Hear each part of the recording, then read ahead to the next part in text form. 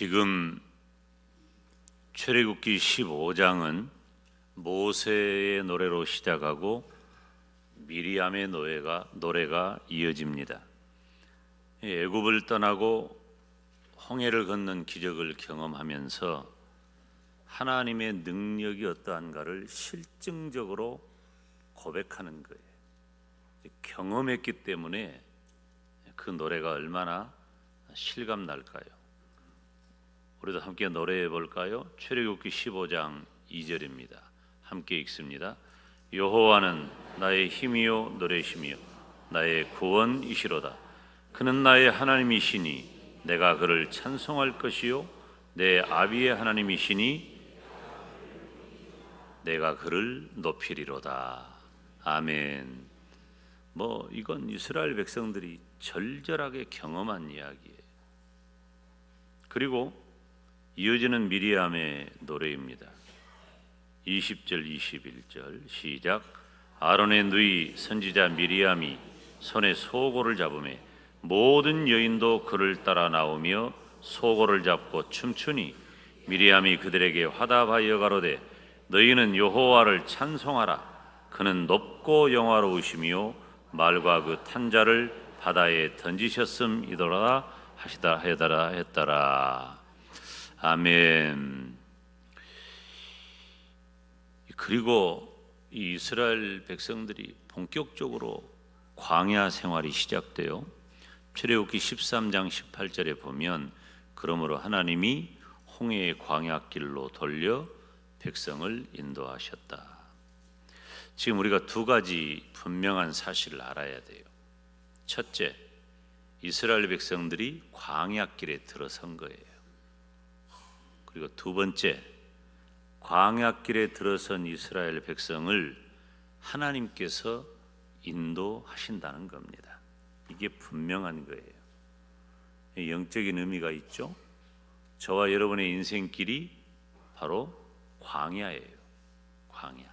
그래서 광야 같은 인생이라 하잖아요. 그러면 하나님은 광야 같은 저와 여러분의 인생을 인도하시는 줄로 믿습니까? 이게 분명한 사실이에요. 이스라엘은 광야에 접어들었고 광야에 접어든 이스라엘은 하나님이 인도하셔요. 저와 여러분은 광야 같은 인생길을 살고 그런 저와 여러분을 하나님이 인도해 주십니다. 오늘 설교는 사실 여기서 끝내도 괜찮아요. 그 얘기를 하려고 하는 거니까. 그런데 이스라엘 백성들이 이 광야에서, 광야는 사막입니다. 거칠고 메마른 땅이에요. 그 광야 생활을 시작하면서 위기를 만나는 거죠. 이런 단어 좀 안 나오면 얼마나 좋을까요? 위기, 어려움, 고통, 시련, 환난, 이런 단어 별로 우리가 좋아하지 않잖아요. 그런데 어김없이 그런 단어가 나오는 거예요. 지금 그러니까 이집트의 수에즈 운하라고 있죠. 그 수에즈 운하 위쪽 길로 이렇게 하나님께서 이스라엘 백성들의 여정을 만드십니다. 그 수르 광야를 지날 때에 3일 동안 물이 없어요. 물을 찾지 못해요. 애굽에서 나올 때 가지고 나왔든지 혹은 어떤 형편이든지 물이 좀 있을 수는 있었겠지만 광야에서 3일 동안 물을 만나지 못했다. 이건 너무 고통스러운 겁니다. 그리고 마라에 이르렀습니다. 마라에 가니까 물이 있는 거예요. 그런데 사흘 동안 물을 만나지 못하다가 만난 그 물이 먹을 수가 없는 거예요. 못 먹는 물이에요. 결국 하나님께서 그 물을 오늘 25절 말씀 보니까 달게 하셨고 그 달게 물을 마신 다음에 이스라엘 백성들은 다시 진행을 합니다. 어디로 가야 되죠? 가나안 땅으로 가야 하니까 멈추지 않고 행진을 하는 겁니다. 지금 이스라엘 백성들이 우리가 무슨 여행 가듯이 가는 몇십 명이 아닙니다. 우리가 무슨 한마음 운동회 하듯이 몇백 명 모여서 하는 그런 거 아니에요. 200~300만이 넘어요. 그런 사람들이 이동을 하는 겁니다. 그리고 남쪽을 향해 진행했던 이스라엘은 오아시스 엘림에 이르게 됩니다. 오늘 말씀은 내 인생의 마라와 엘림. 한번 따라서 합시다. 내 인생의 마라와 엘림.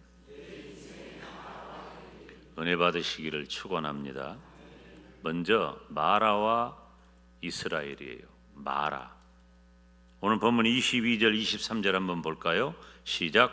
모세가 홍해에서 이스라엘을 인도하며 그들이 나와서 수르 광야로 들어가서 거기서 사흘 길을 행하였으나 물을 얻지 못하고 마라에 이르렀더니 그곳 물이 써서 마시지 못하겠으므로 그 이름을 마라라 하였더라. 아멘. 이 성경에 보면 언어가 중요합니다. 인명, 사람의 이름이라든지 그 지역의 이름, 지명이라든지 아주 큰 의미가 있고 교훈이 있죠. 우리도 동네 이름을 보면 어느 정도 그 동네를 알 수가 있어요. 동네 이름을 보면 영광, 법성, 그리고 송정 이런 이름은 전국에 여러 군데 있습니다. 제가 왜 그럴까 봤더니 거의 예외 없이 셈이 있어요. 그래서 송정이라 그래요. 우리 광주에도 송정 있죠? 다 그런 거예요. 그런데 23절을 직역을 해보면 그들이 마라에 들어갔다. 그때 그들은 마라의 물을 마실 수가 없었다. 왜냐하면 물이 썩기 때문이다. 쓴 물이에요. 그 지역의 물이 짜고 썩기 때문에 그곳 이름을 마라라고 했어요. 이스라엘 백성들이 사흘 길을 다녀도 물을 찾지 못합니다. 물론 하나님께서 구름 기둥 불 기둥으로 인도해 주셨어요. 그리고 16장에 보면 이제 만나와 메추라기도 그들에게 주십니다. 그렇지만 물이 너무 중요해요. 3일 동안 물을 찾지 못했어. 물은 사람을 죽이기도 하고 살리기도 해요. 물이 없어 못 먹으면 죽는 거예요. 물을 먹으면 살아요. 자, 금식을 해보니까 제가 한 21일까지는 해봤는데 금식할 때 물 먹으면 견뎌요. 어느 정도 물이라도 먹으면. 근데 물조차 안 먹잖아요. 이건 너무 힘든 거죠. 더구나 지금 이들이 위치하고 있는 곳은 뜨거운 땡볕, 그리고 밤에는 엄청난 추위, 이런 곳에서 행진을 하는 거죠. 근데 그들이 물을 못 먹는 거예요. 너무 힘든 일이죠. 광야에 물이 전혀 없는 건 아닙니다. 새벽 이슬도 있고 간혹 내리는 비도 있지만 금세 해가 뜨면 수증기가 되어서 증발해버리는 곳이 사막이고 광야입니다. 이 이스라엘에게 지금 가장 절실한 것은 물이에요. 물이 절실해요. 생명 유지의 필수 조건입니다. 결국 그 절실함이 극에 달했습니다. 충분한 휴식도 마실 물도 없는 이스라엘 백성들은 이 신경이 극에 달해 있는 거예요. 여러분 3일 동안 물을 못 마시면 사람들이 여기까지 차 올라와 있는 거예요. 그런 사람 건들면 안 돼요. 지금 이 이스라엘 백성을 보세요. 10가지 재앙, 그리고 홍해의 기적을 통해서 출애굽했잖아요. 그 이스라엘 백성들이 이제는 사막에서 죽게 된 거예요. 사막에서. 그리고 마침내 물을 발견했는데 그 물을 못 먹어. 차라리 발견하지 못한 것만 못하다 그 말이에요. 오염된 곳, 쓴물 앞에서 이스라엘 백성들은 원망과 불평이 터져 나옵니다. 인간에게 어쩌면 매우 자연스러운 일입니다. 이 마라라고 하는 말 자체가 쓰다, 괴롭다. 제가 얼마 전에 나오미와 마라 설교했죠. 그때 오늘 본문의 마라를 함께 병행해서 이야기한 적이 있습니다. 오늘 본문 24절에 백성이 모세에게 대하여 가로되 우리가 무엇을 마실까 하매, 백성이 모세에게 우리가 무엇을 마실까요? 라고 하는 것은 정중한 요청이 아니에요. 강한 태클이에요. 엄청난 불평이에요. 출애굽과 홍해를 건넌 그 기쁨과 감격은 식순환 때문에 원망과 불평으로 바뀌었어요. 지금 그렇게 된 거예요.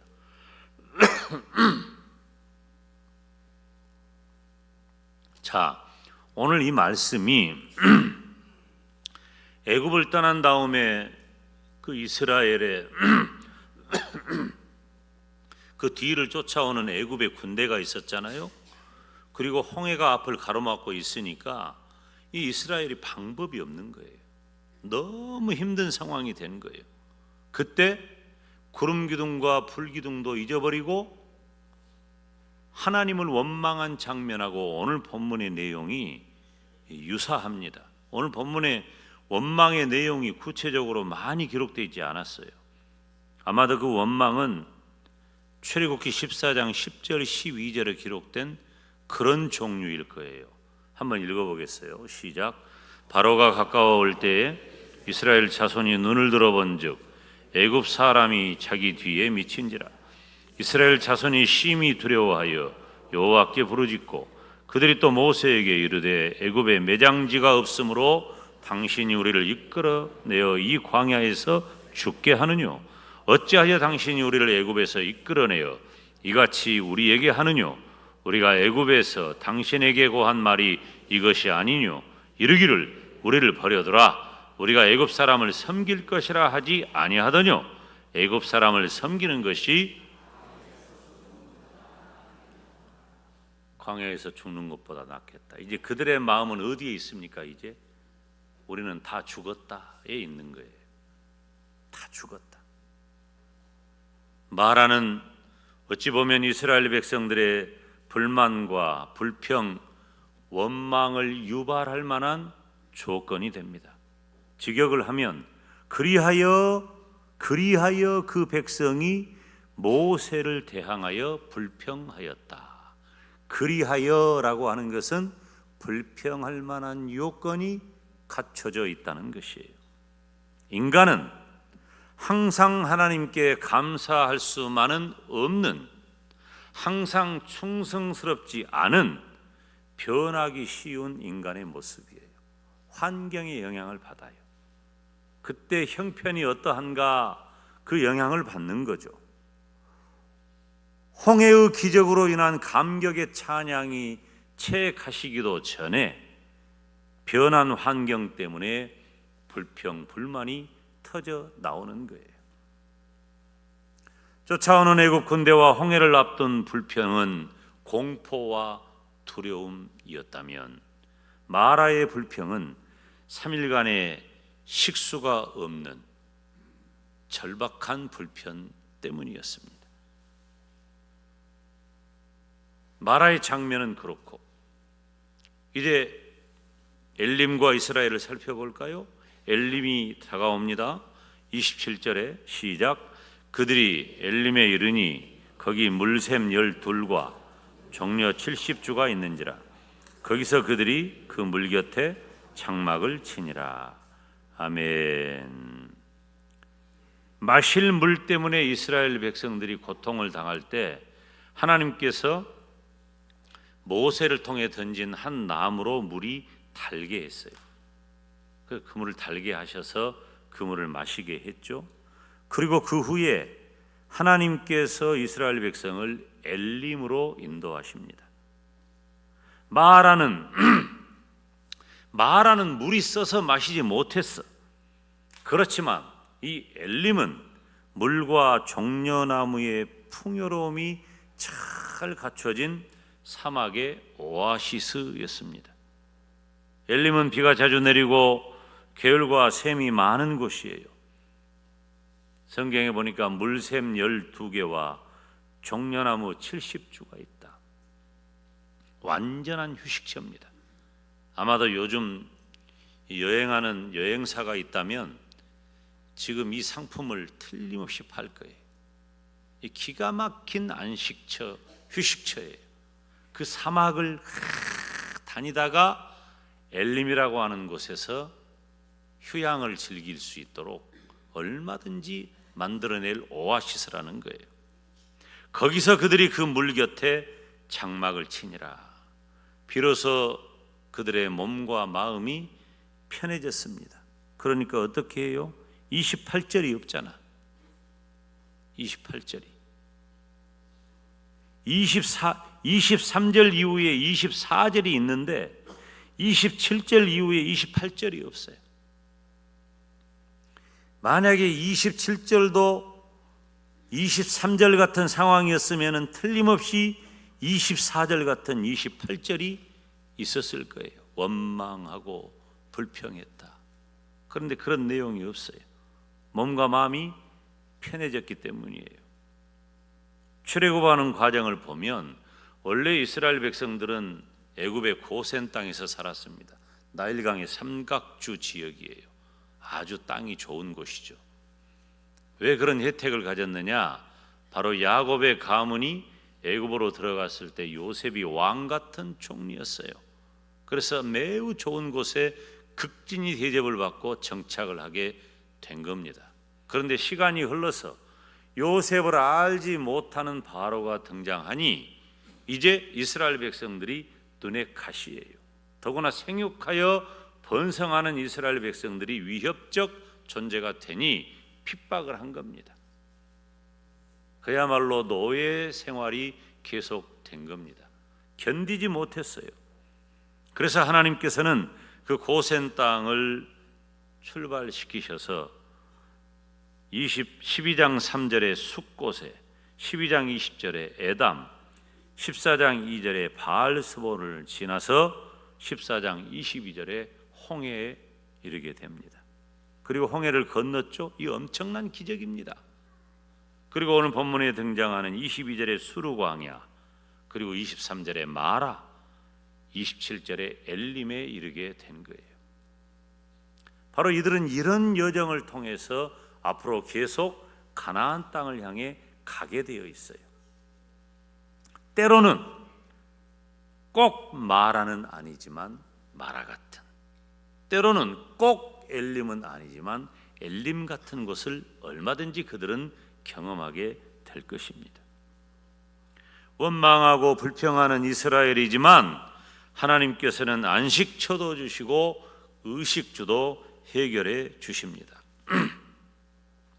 우리가 생각을 할 때 그저 하나님은 자비가 많으시니까, 하나님은 사랑이시니까, 그런 하나님의 속성뿐만 아니라 이스라엘 백성들을 통해서 반드시 이루시는 언약의 신실하신 하나님, 그 언약의 신실하신 하나님께서 이스라엘을 향한 끝없는 사랑을 보여주십니다.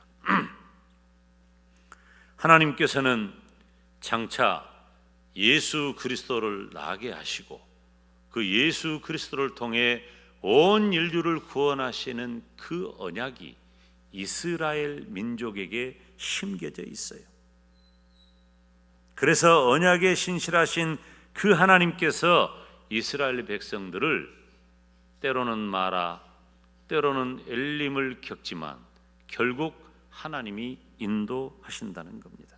뿐만 아니라 하나님께서는 우리를 치료하시고 위로하시고 도우시는 분임을 믿으시기를 축원합니다. 우리 재정부가 감사헌금 봉투를 늘 저에게 가지고 와요. 물론 이제 헌금은 재정부가 관리를 하고 봉투를 가지고 오는 거예요. 왜냐하면 거기에 우리 성도님들의 감사의 내용이나 기도의 제목들이 있기 때문에 담임 목사가 그것을 확인하고 성도를 위해서 기도하기 위한 거죠. 그런데 그 감사한금 봉투에 적힌 그 내용들을 보면 참 놀랍습니다. 이런 내용도 있어요. 병원에서 1년 뒤에 오라고 하시니 감사합니다. 그런 글이 있는 거예요. 병원에서 1년 뒤에 오라고 한다. 제가 가끔 묻습니다. 언제 오라고 하던가요? 3개월, 6개월, 1년, 6개월이라는 말이 나오면 제가 그래, 제 표정이 조금 나아져요. 1년 그러면 상당히 안심이 되죠. 제가 이렇게 병원을 많이 신뢰합니다. 요즘 현대의학이 참 발달했잖아요. 그러니까 근데 뭐 다음 주에 가야 돼요, 뭐 한 달 뒤에 오라고 그래요, 뭐 이런 경우는 계속된 치료가 요하는 경우니까. 그리고 또 이름을 제가 밝히지는 못하지만 땡땡이가 6개월까지 아픈 곳 없이 잘 클 수 있게 해주시니 감사합니다. 아이가 태어났는데 6개월을 지나는 동안 아이가 자란 거예요. 그냥 감사한 거예요. 또 기도하며 기다리던 둘째 아이를 임신하니 감사합니다. 첫째 아이를 낳았는데 이분은 첫째 아이 낳았던 고통을 잊어버리고 둘째 아이를 그렇게 기다렸나 봐요. 둘째를 임신했어요. 그래서 감사한 거예요. 어떤 분은 수술하게 되었으니 인도해 주세요. 또 수술을 마치고 감사합니다. 제가 수술한 성도에게 물었어요. 좀 어떠십니까? 좋아지고 있습니다. 여러분, 제가 좋아지고 있습니다 하는 그분에게 이렇게 말했습니다. 아직도 말 안 해요? 엘림으로 갑시다. 제 1부 예배 마치고 그렇게 말했어요. 틀림없는 마라의 시간을 우리는 지내는 경우가 많습니다. 그런데 우리 교회 식구들이 감사한금을 드린 걸 보면 틀림없이 마라의 시간을 보내고 있는데도 감사하고 있는 거예요. 물론 엘림의 시간은 말할 것도 없이 감사하죠. 사랑하는 여러분, 저와 여러분은 끊임없이 마라와 엘림을 겪어왔고 겪고 있고 앞으로도 겪게 될 것입니다. 물론 경우에 따라서 원망, 불평도 있고 언제 그랬냐는 듯이 웃고 즐거워할 수도 있습니다. 그렇지만 성도된 저와 여러분이 절대로 잊으면 안 되는 게 있어요. 내 인생의 마라와 엘림이 아무리 거듭된다 할지라도 하나님께서는 나와 함께 하시고 하나님께서는 나를 인도해 주신다는 겁니다. 우리는 지난 일생 동안 또 특별히 지난 몇 년 동안 우리에게 허락하신 금년 한 해 동안 우리는 마라도 겪었고 엘림도 겪었습니다. 마라만 있는 게 아니에요. 엘림만 있는 것도 아니에요. 마라를 지내는 성도를 보면 마치 목사인데 죄인 것처럼 미안하고 고통스러운 것이 한두 번이 아닙니다. 엘림에서 평안히 쉬고 즐거워하는 성도를 보면 그저 감사한 것뿐입니다. 공통점이 있어요. 마라도 엘림도 모두 하나님께서 인도하신 거예요. 그래서 마라는 엘림으로 엘림이라도 어쩌면 마라가 될 수도 있다는 겁니다. 저는 의문을 가져요. 지금 이스라엘 백성이 무슨 잘못을 했나? 이스라엘 백성이 무슨 죄를 지었나? 하나님께서는 그 명령을 듣고 지켜 행하면 복을 주시고 어기면 벌을 주셔요. 그런데 오늘 본문에 보면 출애굽기 20장에 아직 십계명이 제정되기 전입니다. 이스라엘 백성들은 노예 생활로 지쳐 있고 공고할 그때에 하나님께서 모세를 통해 부르셔서 출애굽, 즉 해방을 시켜준 거예요. 너무 감사하고 좋은 일이에요. 이스라엘 백성들이 크게 벌받을 장면을 제가 발견하지 못한 거예요. 그렇게 애굽을 떠나왔을 뿐인데 마라가 웬 말입니까? 그렇게 이스라엘의 마라는 출애굽에서 가나안으로 가는 여정에 있는 겁니다. 내 인생의 마라와 엘림은 언제입니까? 그리고 무슨 일입니까? 상관없어요. 물론 마라의 때를 즐길 수만은 없을 겁니다. 그렇지만 하나님은 살아계시고 여전히 나를 손잡고 인도하고 계십니다. 우리가 천국 갈 때까지 어쩔 수 없이 마라도 있고 엘림도 있을 거예요. 마라 때문에 우리가 망하지 않아요. 엘림으로만 끝나는 것이 아니라 어쩌면 마라가 또 다가올 수 있어요.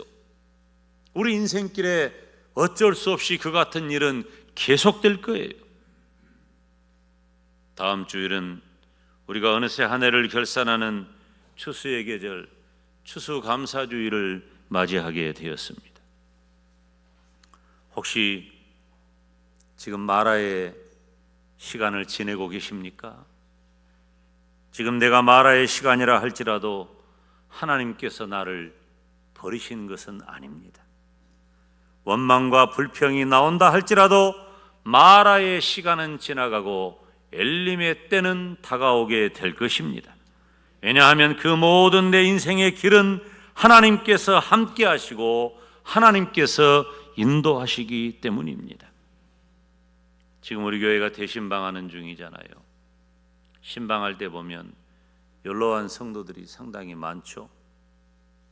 지금 우리 교회 제일 큰 언니가 누굴까? 우리 장동영 권사님이 97세? 97, 별로 안 놀래네요. 100세쯤 넘어가야 97세. 우리 권사님 댁 신방을 했는데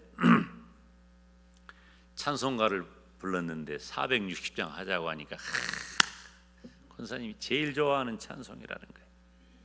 460장은 이런 거예요. 지금까지 지내온 것 주의 크신 은혜라. 한이 없는 주의 사랑 어찌 이루 말하랴. 야, 마라, 엘림. 여러분, 흔히 젊은이들을 보고 이 기성세대가 하는 말이 있어요. 나이가 깡패다. 그런 말이 있잖아요. 그러니까 나이가 젊으면 최고다 그 말 아니겠어요? 아니에요. 이 97세 된 우리 장동림 권사님 나이가 깡패인 거예요. 지나온 세월 다 겪었어. 마라를 얼마나 많이 지나왔겠어요. 내가 부임해가지고 우리 권사님이 만난 마라만 해도 정말 가슴 아프고 눈물 흘릴 일 있었어요. 엘림은 또 얼마나 있었겠어요. 여러분, 우리 인생은 이런 겁니다. 마라도 있고 엘림도 있는 거예요. 지금 어쩌면 내 인생의 마라의 시간일 수 있습니다. 그렇지만 감사하시기를 바랍니다. 지금 어쩌면 내 인생의 엘림입니까? 감사하시기를 바랍니다. 엘림이라고 너무 좋아할 것도 없고 마라라고 너무 극단적일 필요 없어요. 마라와 엘림이 계속되는 나의 인생입니다. 그런 내 인생이 변함없는 것 한 가지, 하나님은 살아계시고 그 하나님이 나와 함께 하시고 하나님이 나를 인도하십니다. 하나님에 대한 감사로 가득 채우시기를 주님의 이름으로 축원합니다. 기도하겠습니다. 하나님 아버지, 오늘 또 마라와 엘림의 시간을 지내는 주의 백성들이 하나님을 예배합니다. 내 인생에 다가오는 어떤 마라, 어떤 열림도 하나님을 인하여 감사 찬송케 하여 주시옵소서. 예수님의 이름으로 기도하옵나이다. 아멘.